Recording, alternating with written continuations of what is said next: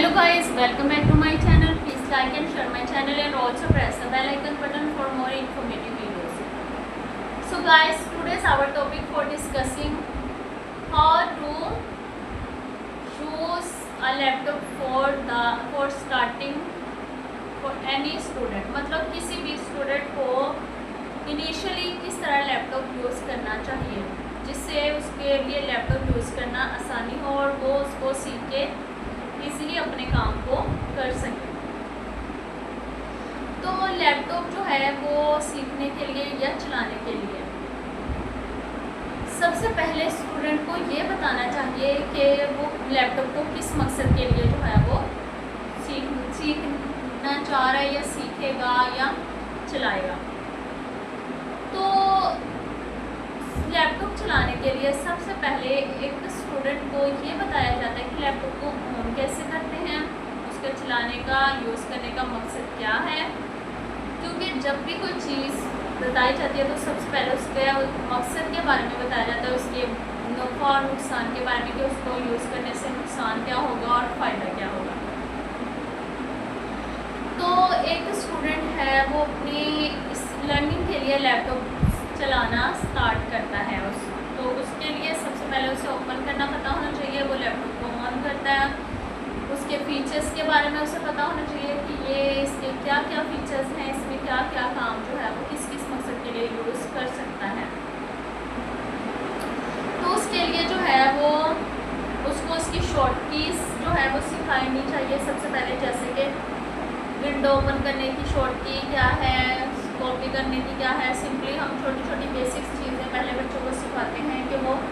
किसी भी चीज़ को जो है वो स्टार्टअप बेसिक्स से लेंगे तो उनके लिए जो है वो एक फ़ायदेमंद होगी और वो इजीली सीख सकते हैं।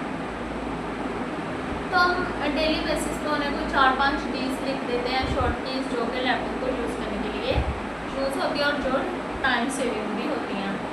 जैसे कि अगर कोई चीज़ को सेव करना है, कोई डॉक्यूमेंट पे काम कर रहे हैं, हम सबसे पहले स्टूडेंट को लैपटॉप ऑन करना और फिर उसकी कुछ जो बेसिक कीज़ हैं वो बताते हैं और फिर हम उनको एक किसी भी सॉफ्टवेयर पे बात करते हैं। जैसे कि हम वर्ड है उस पर हम बात करते हैं तो हम उनको कहते हैं कि कोई सिंपली जो है वो हम असाइनमेंट रेडी करते हैं। तो उसके लिए उनको पता होना चाहिए कि हमने असाइनमेंट रेडी करनी है, उसको किस तरह पहले वर्ड इंस्टॉल करना पड़ेगा, फिर हमने उसको ओपन करना है, फिर हमने उसमें लिखना है उसका फॉन्ट साइज, उसका स्टाइल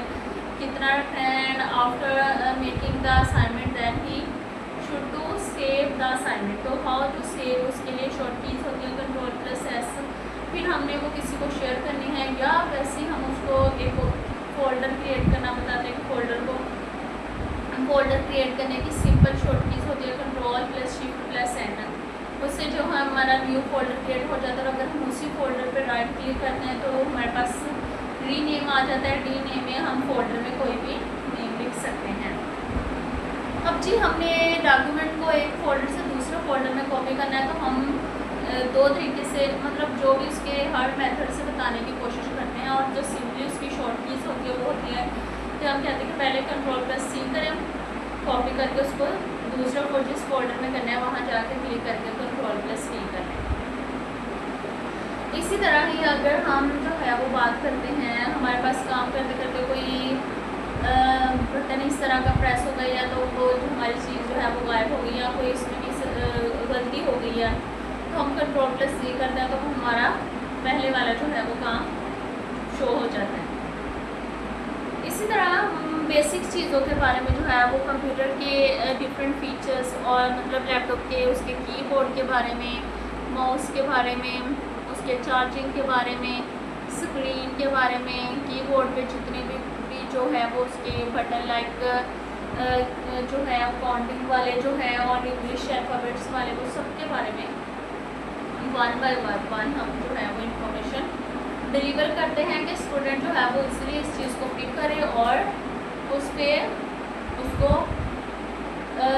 लर्निंग हो और वो अपने काम को इसलिए जो है वो कर सके। इसी तरह हम जो है वो कंप्यूटर लैपटॉप और कंप्यूटर में बच्चों का इंटरेस्ट डेवलप करते हैं क्योंकि ये मॉडर्न एज में जो काफ़ी ज़्यादा जो है इसका यूज़ हो रहा है हर जगह। तो इस तरह किसी भी स्टूडेंट को उसकी स्टडी लाइफ में, उसकी स्टूडेंट लाइफ में उसको इन चीज़ों के बारे में हम